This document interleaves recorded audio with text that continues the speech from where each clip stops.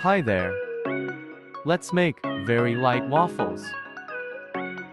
Lowfodmap, gluten-free. You can easily manipulate with their consistency.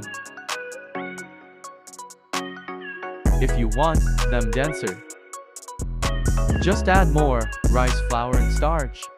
I hope you will find it interesting. Start with 1 egg, 50 grams of starch,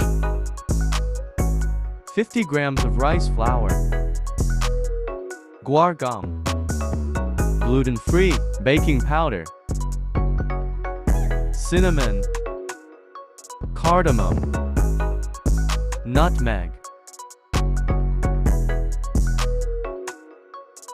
1 cup of lactose-free or plant milk. Today I used soy milk.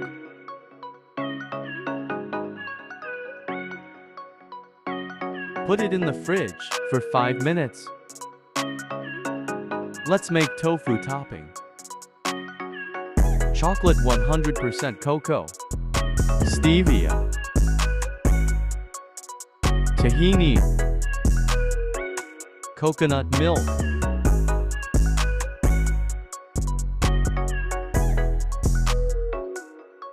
topping is ready.